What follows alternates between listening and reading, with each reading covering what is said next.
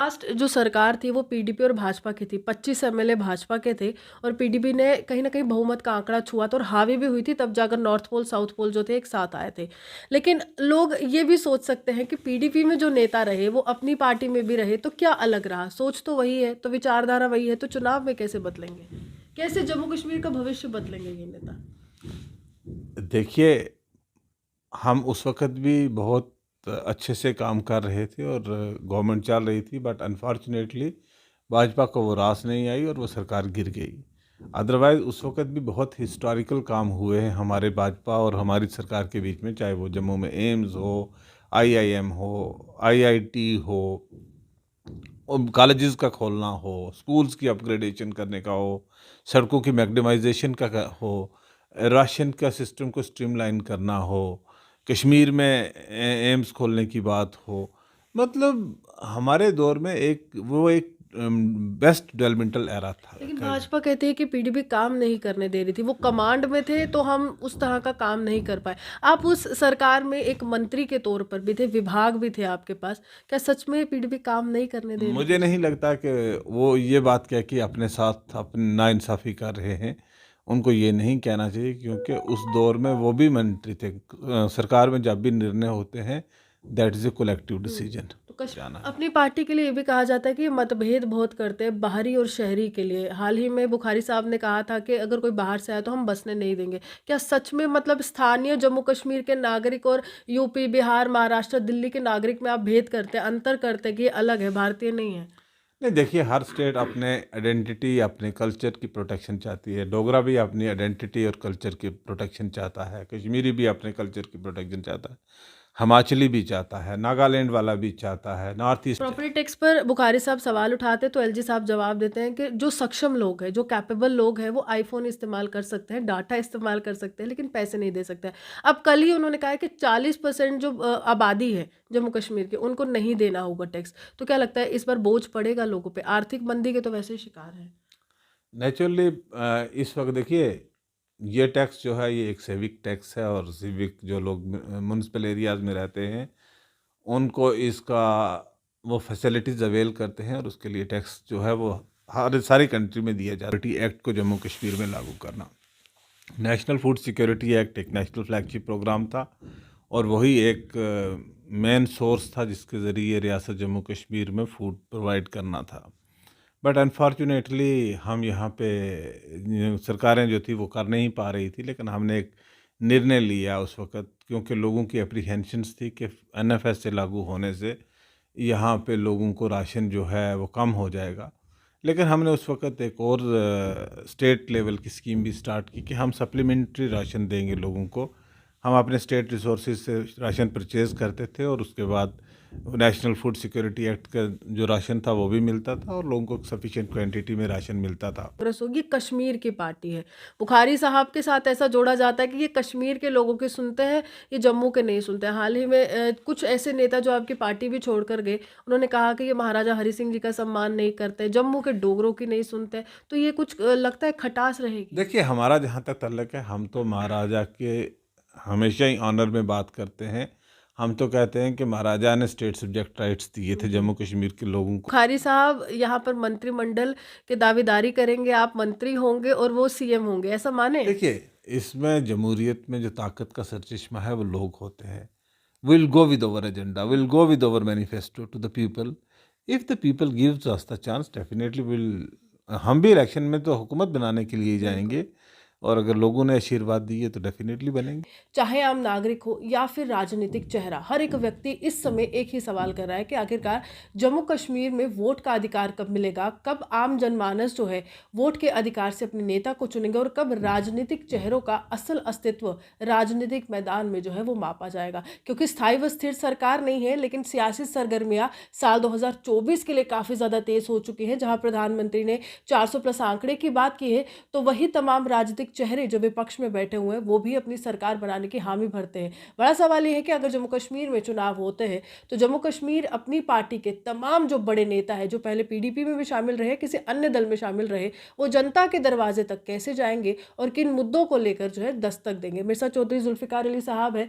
पूर्व में अगर हम कहें तो एक मंत्री के तौर पर एक लंबा कार्यकाल नहीं रहा, लेकिन एक मंत्री के तौर पर काफ़ी ज़्यादा काम जो है आम जनमानस के लिए किया। लेकिन अगर अभी चुनाव होते हैं तो सबसे बड़ा मुद्दा जो है अपनी पार्टी का क्या रहेगा? जुल्फिकार साहब, आपसे सबसे पहले जानना चाहेंगे कि अगर जिस तरह से सियासी सरगर्मियां तेज हैं, तो अगर अभी चुनाव होते हैं तो जनता के दरवाजे पर किन बातों को लेकर आप दस्तक देने वाले हैं? पहली बात तो ये है कि अभी इलेक्शन कहीं विजिबल दिखाई नहीं दे रहा। जो भी एक निर्णय सरकार ले रही है, टाइम एंड अगेन जो भी फैसले आ रहे हैं, ये क्लियर कट इंडिकेट करता है कि इलेक्शन जो है वो राउंड द कॉर्नर नहीं है।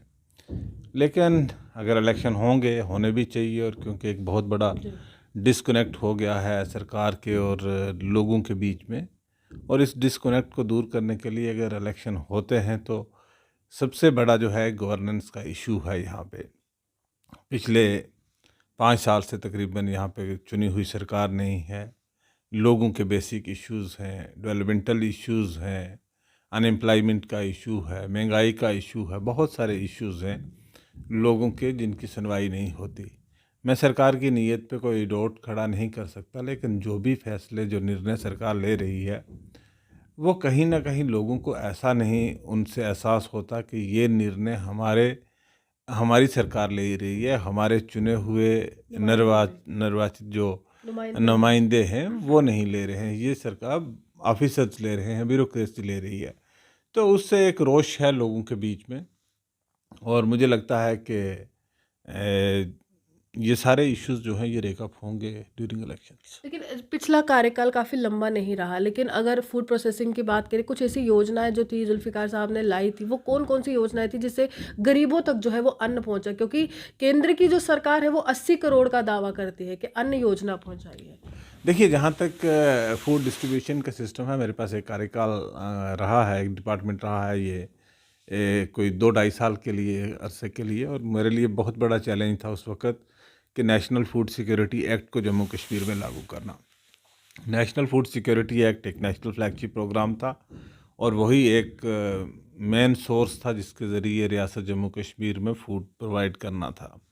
बट अनफॉर्चुनेटली हम यहाँ पे सरकारें जो थी वो कर नहीं पा रही थी, लेकिन हमने एक निर्णय लिया उस वक़्त, क्योंकि लोगों की एप्रीहेंशंस थी कि एनएफएस से लागू होने से यहाँ पे लोगों को राशन जो है वो कम हो जाएगा। लेकिन हमने उस वक़्त एक और स्टेट लेवल की स्कीम भी स्टार्ट की कि हम सप्लीमेंट्री राशन देंगे लोगों को। हम अपने स्टेट रिसोर्सेज से राशन परचेज़ करते थे, और उसके बाद नेशनल फूड सिक्योरिटी एक्ट का जो राशन था वो भी मिलता था, और लोगों को सफिशिएंट क्वांटिटी में राशन मिलता था। सरकार जाने के बाद एक कोविड काल आ गया। कोविड काल में गवर्नमेंट ने एक फ्री पॉलिसी स्टार्ट की कि हम फ्री राशन जो है लाभार्थी स्कीम के तहत जो है गरीब कल्याण योजना के तहत लोगों को राशन देंगे, और वो भी चलता रहा, और वो सप्लीमेंट होके काफ़ी राशन लोगों को मिलता था। अब सरकार ने एब्रॉप्टली जो है सिर्फ गरीब कल्याण योजना वाला राशन रखा, और नेशनल फूड सिक्योरिटी एक्ट वाला जो राशन था वो बंद कर दिया। उससे कहीं ना कहीं अब जो राशन का जो है वो कमी विजिबल सामने दिखाई देने लगी है। दूसरी ये बात है कि हमने जब नेशनल फूड सिक्योरिटी एक्ट को लागू किया, हमने पूरे सिस्टम को स्ट्रीमलाइन किया, लिस्टें बनाई, डिजिटलाइज किया, जीपीएस सिस्टम इंट्रोड्यूस किया, डाटा कलेक्ट किया, हर शॉप को हमने जीपीएस किया कि जो लोगों का हक है वो वहाँ मिले। 15 साल से लोगों को राशन कार्ड नहीं मिले थे, लोगों को राशन कार्ड्स दिए। सो हमने कोशिश की कि जो marginalise section of the society या middle class section of society है, उस तक जो है वो राशन पहुँचे, और हमने इंश्योर भी किया कि वो पहुँचा भी। और उसके बाद जो एक लोगों का एक और था कंज्यूमर प्रोटेक्शंस को लेके कि उनके अधिकारों की सुरक्षा किस तरीके से की जाए, उसमें भी हमने अपने विभाग को काफ़ी एक्टिव रखा कि लोगों के कंज्यूमर्स के जो राइट्स हैं उनको प्रोटेक्ट किया जाए, और वो प्रोटेक्टेड रहे। लेकिन इस समय जिस तरह से डिलिमिटेशन कमीशन की बात चल रही है, कहा जा रहा है कि कुछ कॉन्स्टिट्यूंसीज को अलग कॉन्स्टिट्यूंसीज के साथ जोड़ा जाएगा, और अगर अभी चुनाव होते हैं और आपके साथ भी अगर ऐसा ही होता है, आपकी कॉन्स्टिट्यूंसी के लिहाज से काट छाट हो जाती है, तो कितनी उम्मीद है इस बार की जनता आपकी तरफ विश्वास जो है वो करेगी?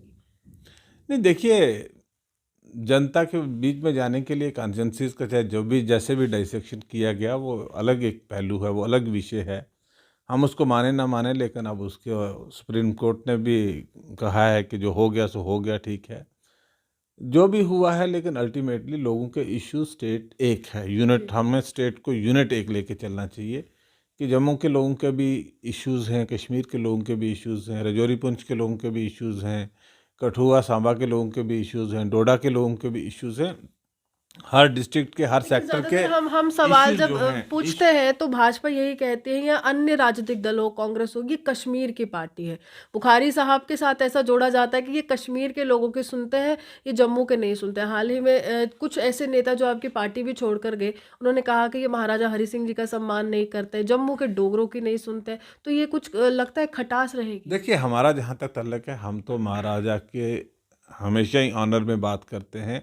हम तो कहते हैं कि महाराजा ने स्टेट सब्जेक्ट राइट्स दिए थे जम्मू कश्मीर के लोगों को 1927 में, और महाराजा के ज़माने में ये एक रियासत थी, फ्राम लखनपुर टू गिलगित तक की एक सबसे बड़ी, जो अभी आपने डॉक्टर करण सिंह जी का इंटरव्यू भी सुना होगा, तो एक सारी रियासत जो है ये एक बहुत बड़ी, ब्रिटिश इंडिया में सबसे बड़ी रियासत जम्मू कश्मीर थी। बट आज इसके अलग से लद्दाख अलग हो गया, एक 80,000 स्क्वायर किलोमीटर एरिया हमारा पाकिस्तान के कब्ज़ा में चला गया, कुछ हमारा चाइना के कब्ज़ा में इलाका चला गया। तो कुल मिला के अब बहुत छोटी सी स्टेट ये रह गई है, और ये स्टेट एक यूनिट है। मैं नहीं कहता हूँ कि आज हमारा प्रेसिडेंट कश्मीर से है तो ये कश्मीर की पार्टी होगी, कल हमारा प्रेसिडेंट जम्मू से हो तो ये जम्मू की पार्टी होगी। कहीं ना कहीं का एक ही प्रेसिडेंट, तो पार्टी का एक ही होगा। हमने हमेशा जब भी बात की, हमने कलेक्टिवली जम्मू कश्मीर की बात की, हमने हर जम्मू के रीजन्स और सब रीजन्स की बात की, जम्मू कश्मीर के सब रीजन्स और रीजन्स की बात की, और हमारा एक अप्रोच यही है कि हम रियासत के तमाम रीजन्स की बात करें। और देखिए, जो भी सरकार बनेगी, सरकार जम्मू कश्मीर के लिए बनेगी, सरकार कश्मीर के लिए नहीं बनेगी या ना जम्मू के लिए बनेगी। जो भी सरकार बनेगी वो जम्मू कश्मीर के लिए बनेगी, और जम्मू कश्मीर के लिए सरकार बनेगी तो उसमें मसाइल जो हैं वो जम्मू के भी वैसे हैं और कश्मीर और के भी वैसे भाजपा को हैं। कैसे टक्कर देंगे? वो तो पूर्णतः विश्वास के साथ 50+ आंकड़े की बात कर रहे हैं। देखिए, जहाँ तक भाजपा का ताल्लुक है, भाजपा का कोई, मुझे नहीं लगता कि कोई आधार इतना ज़्यादा है। वो इन डिफेक्टो गवर्नमेंट कर रहे हैं पिछले 5 साल से, तो पहले वो तो 2014 से still they are in power. उनको अपने रिपोर्ट कार्ड के साथ लेके जाना है वो आवाम तो के बीच में। 370 की बात लेकर जा रहे हैं। वो कह रहे हैं कि 370 हटने के बाद जो फायदे होंगे वो जनता के दरवाजे तक पहुंचाएंगे। देखिए, 370 के हटने के बाद कितना ला, ये तो एक बहुत बड़ा डिबेटेबल इशू है कि 370 हटने के बाद जम्मू कश्मीर के लोगों को लेकिन वो कहते कितना हैं कि लाभ मैनिफेस्टो में सबसे ऊपर यही होगा हमारे।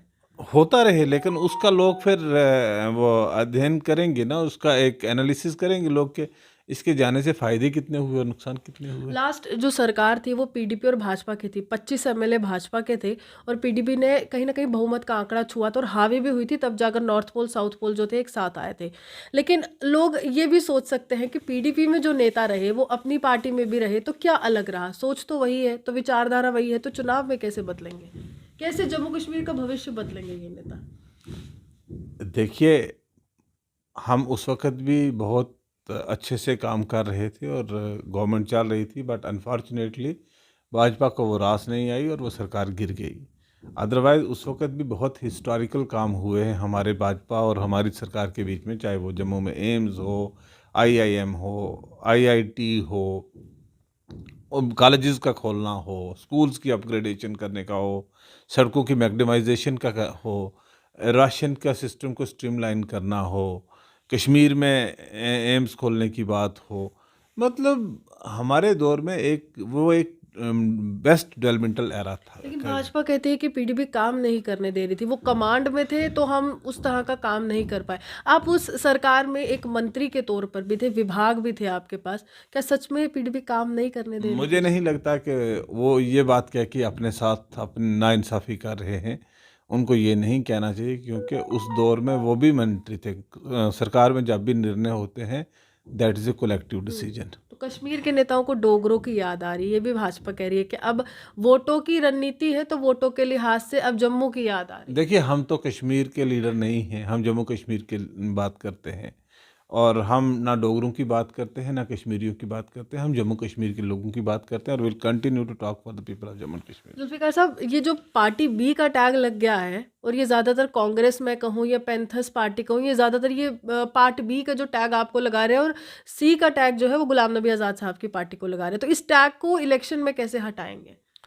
मुझे नहीं लगता है कि ये अल्टीमेटली ये चलने वाली बातें हैं। यहाँ जब भी कोई नई पार्टी बनती है तो पुरानी पार्टियों को तकलीफ होती है, वो ये चीज़ें कहते रहते हैं, इट इज़ इमैटीरियल लेकिन टू कारण ये भी पीपल हो सकता है नेवर ना कि टेक। धारा 370 की समाप्ति वहां पर जहां महबूबा मुफ्ती नजरबंद थी, डॉक्टर फारूक अब्दुल्ला नजरबंद थे, उमर अब्दुल्ला नजरबंद थे, वहां अल्ताफ बुखारी के साथ जुल्फिकार अली साहब आते हैं और एक नए राजनीतिक दल का निर्माण करते हैं, तो सवाल तो वहां से भी उठते हैं कि जहां तमाम नेता बंद थे तो वहां पर आपका उदय हो गया है सियासत का। नहीं, नहीं, ऐसी बात नहीं है, उदय की बात नहीं है। उस वक़्त एक जो एटमॉस्फेयर था यहाँ पे, एटमॉस्फेयर ऐसा था कि लोग घबराए हुए थे, लोग परेशान थे, एक परेशानी का आलम था और उस वक़्त हमने ये एक निर्णय लिया। हम भी बंद थे, हम निकले जब यहाँ से, हमें 2 महीने, 4 महीने, 6 महीने के बाद जब जब किसको छोड़ा गया, हमने कहा कि लोगों में एक चिंता है, कोई प्रेस बात नहीं कर रही, कोई सोशल मीडिया पे बात नहीं कर रहा, कोई एक्टिविस्ट बात नहीं कर रहा, लोगों को एक डर है और हम गवर्नमेंट ऑफ इंडिया से बात करें। और हमने गवर्नमेंट ऑफ इंडिया से बात की, हमने एक फ्रंट बनाया। जब 8 मार्च 2020 को हमने अपनी पार्टी फॉर्म की, तो हम प्राइम मिनिस्टर ऑफ इंडिया के पास गए। हमने उनको कहा कि जम्मू कश्मीर के लोगों की ये अप्रीहेंशंस हैं। उन्होंने हमें आश्वासन दिया कि इस किस्म की कोई बात नहीं, ना यहाँ डेमोग्राफी चेंज होगा, ना यहाँ के लोगों के लैंड राइट लिए जाएंगे और हमने काम शुरू किया। अल्टीमेटली किसी ना किसी को तो फोरफ्रंट पे आना था। लेकिन सवाल ये भी उठता है कि विपक्ष लगातार ये बुखारी साहब से कहता है कि हमें तो टाइम नहीं देते अमित शाह जी, इनको कैसे दे देते, ये नजदीकियां क्या कहती है, वो कहते हैं ये रिश्ता क्या कहलाता है। ये रेलिवेंट क्वेश्चन मुझे लगता है कि आप बुखारी साहब से ही पूछिए कि उनको टाइम मिलता है और उनको नहीं मिलता है। लेकिन आप भी काफी देर तक, अगर मैं कहूँ, वो नजदीकियों के साथ भी रहे हैं, विचारधारा आपकी भी वही है जो बुखारी साहब की है। नहीं, देखिए, हम तो एक जम्मू कश्मीर के लोगों की बात करते हैं। हम तो क्योंकि हमने डोमिसाइल के मसले में भी देखा है। हमने हर इशू पे उठाया, गवर्नमेंट ऑफ इंडिया के सामने इशू उठाए। Ultimately they are the prime minister and they are the home minister of this country, we have to go to them only. और हमने किसके पास जाना है बात करने के लिए? We can not go to the Pakistan और चाइना और समबडी एल्स, कि जहाँ उनको जाके हम पड़ोसियों से कुछ मांग के लाना है। जम्मू कश्मीर को जो लेना है वो तो with in the framework of the Indian constitution लेना है। और वो जो भी आज अगर भारतीय जनता पार्टी की गवर्नमेंट दिल्ली में है तो हमने उन्हीं से बात करनी है। कल अगर कांग्रेस की होगी, कम्युनिस्ट पार्टी की होगी, किसी की सरकार भी वहाँ होगी, जिसकी सरकार होगी हमने उसके पास जाना है। अपनी पार्टी के लिए ये भी कहा जाता है कि ये मतभेद बहुत करते हैं बाहरी और शहरी के लिए। हाल ही में बुखारी साहब ने कहा था कि अगर कोई बाहर से आए तो हम बसने नहीं देंगे। क्या सच में मतलब स्थानीय जम्मू कश्मीर के नागरिक और यूपी, बिहार, महाराष्ट्र, दिल्ली के नागरिक में आप भेद करते हैं, अंतर करते हैं कि ये अलग है, भारतीय नहीं है? नहीं, देखिए, हर स्टेट अपने आइडेंटिटी, अपने कल्चर की प्रोटेक्शन चाहती है। डोगरा भी अपनी आइडेंटिटी और कल्चर की प्रोटेक्शन चाहता है, कश्मीरी भी अपने कल्चर की प्रोटेक्शन चाहता है, हिमाचली भी चाहता है, नागालैंड वाला भी चाहता है, नॉर्थ ईस्ट की स्टेट्स भी चाहती हैं। हर स्टेट चाहती है। कौन सी स्टेट है कौन अपने कल्चर को प्रोटेक्ट नहीं करना चाहते? आप कहने का लहजा कुछ भी हो, गुस्सा बहुत था उस समय। कहने का लहजा कुछ भी हो, लेकिन मतलब जो है वो यही है कि हमारे कल्चर को इंटरफेयर ना किया जाए, हमारी आइडेंटिटी को डाइल्यूट ना किया जाए। प्रॉपर्टी टैक्स पर बुखारी साहब सवाल उठाते तो एलजी साहब जवाब देते हैं कि जो सक्षम लोग हैं, जो कैपेबल लोग हैं, वो आईफोन इस्तेमाल कर सकते हैं, डाटा इस्तेमाल कर सकते हैं, लेकिन पैसे नहीं दे सकते हैं। अब कल ही उन्होंने कहा है कि 40% जो आबादी है जम्मू कश्मीर की, उनको नहीं देना होगा टैक्स। तो क्या लगता है इस बार बोझ पड़ेगा लोगों पे? आर्थिक मंदी के तो वैसे ही शिकार है। नेचुरली इस वक्त देखिए, ये टैक्स जो है ये एक सिविक टैक्स है और सिविक जो लोग म्यूनसिपल एरियाज़ में रहते हैं उनको इसका वो फैसिलिटीज़ अवेल करते हैं और उसके लिए टैक्स जो है वो हर सारी कंट्री में दिया जाता है, यहाँ पे नहीं था। लेकिन हमारा कहना ये है कि ये निर्णय जो है ये चुनी हुई सरकारों पे छोड़ना चाहिए। वो लोगों को इन्वॉल्व करें। जो लोग आज सरकार के अधिकारीगण जो हैं वो कन्वे कर रहे हैं इसको एलजी एडमिनिस्ट्रेशन लोगों को, हम्म कि प्रॉपर्टी टैक्स के ये बैन लाभ हो सकते हैं, ये हो सकता है, ये नुकसान है, कोई नुकसान नहीं है, यही बात अगर लोगों का चुना हुआ एमएलए लोगों के बीच में लेके जाएगा तो लोगों में उसकी एक्सेप्टेबिलिटी ज़्यादा आएगी। लोग उसको ज़्यादा अच्छे से समझेंगे और लोगों को लगेगा कि नहीं, ये हमारे बेटरमेंट के लिए है। तो जो लोगों में और सरकार के बीच में गैप है, हम यही कहते हैं कि चुनाव हो जाए और चुनाव होने के बाद ही हम इन सारे जो निर्णय हैं उन पे बात की जा सकती लेकिन है। यहाँ पर सवाल ये उठता है कि पहले आप 370 की चर्चा करते थे, लेकिन जब से सुप्रीम कोर्ट में मामला पहुंचा है तो बुखारी साहब कहते हैं कि लंबित है, इस पे बात नहीं करेंगे। अब स्टेटहुड की बात करते हैं, वो तो आपका एक और इशू रहा है, तो वो कह रहे हैं कि इलेक्शन के बाद आएगा। तो क्या लगता है, बिफोर इलेक्शन आना चाहिए या बाद में आना चाहिए इलेक्शन के? स्टेटहुड, बिल्कुल। देखिए हम तो कहते हैं कि एक कमिटमेंट है on the floor of the parliament, commitment है कि हम इसको जो है स्टेटहुड को रिस्टोर करेंगे। तो अब इतना लंबा और अरसा जो हो नेता, गया। आप ही के कश्मीर के नेता, जो पूर्व में जिस सरकार में आप भी रहे, महबूबा मुफ्ती आज भी लड़ रही हैं गुपकार डिक्लेरेशन बनाकर 370 के लिए। डीडीसी में भी हमने देखा कि उनका कोर इशू यही था कि 370 वापस लाएंगे। उन नेताओं को कुछ कहेंगे या उस कॉन्स्टिट्यूएंसी के लोगों को कुछ कहेंगे, क्या 370 असल में वापस आ सकता है? देखिए कुछ रियलिटीज़ हैं और उन रियलिटीज़ को एक्सेप्ट करना होगा, और 370 जो है वो लोगों के इमोशंस के साथ जुड़ा हुआ इशू है, और वो सुप्रीम कोर्ट के बीच में विचाराधीन है। जब तक वो सब जुडिस है तब तक तो टिप्पणी करना मुनासिब नहीं है। आखिरी सवाल है, अल्ताफ बुखारी साहब सीएम कैंडिडेट होंगे आपकी तरफ से, लेकिन सीटें कितनी होंगी? देखिए अभी कुछ नहीं कहा जा सकता कि किसकी सीटें कितनी होंगी। हम एज़ हाइपोथेटिकल जवाब नहीं दे सकते कि किसकी सीटें कितनी होंगी। अनफॉर्चुनेटली अभी तो इलेक्शन कहीं नियर फ्यूचर में दिखाई नहीं तैयारियां रहे। कर रहे हैं क्योंकि भाजपा तो हम बैठकें तो कर रही है। देखिए, हमारा तो टारगेट लक्ष्य होगा, हम 90 सीट्स पे कंटेस्ट करेंगे। लेकिन कितनी जीत के आते हैं, अभी तो लोगों में एक बहुत सारा रोष है, जो 5 साल सरकार नहीं है, एक बहुत लोगों में और पॉलिटिकल सिस्टम में बहुत बड़ा गैप पड़ गया है। तो ये इसका आकलन करना, हाइपोथेटिकल जवाब देना मुनासिब नहीं है। लेकिन definitely will also reach out to the people. Definitely Bukhari साहब यहाँ पर मंत्रिमंडल के दावेदारी करेंगे, आप मंत्री होंगे और वो सीएम होंगे, ऐसा माने? देखिए, इसमें जमहूरियत में जो ताकत का सरचश्मा है वो लोग होते हैं। We'll go with our agenda, we'll go with our manifesto to the people. If the people gives us the chance, definitely will, हम भी इलेक्शन में तो हुकूमत बनाने के लिए ही बिल्कुल। जाएंगे, और अगर लोगों ने आशीर्वाद दिए तो डेफिनेटली बनेंगे। देखिए, साफ तौर पर भाजपा 50+ आंकड़े की बात करिए काफ़ी विश्वास के साथ, लेकिन अगर लोगों ने मैंडेट दिया, लोगों ने विश्वास दिखाया और जनता के दरवाजे तक ये तमाम नेता पहुंचते हैं, तो अल्ताफ बुखारी जो है वो मुख्यमंत्री भी हो सकते हैं, और ये जो चेहरा मेरे साथ बैठा है ये एक बार फिर से मंत्री पद की शपथ लेता हुआ भी आपको नजर आ सकता है। आप ये हमारे साथ बने रहिए, देखते हुए स्टूडियो में सुहान की रिपोर्ट।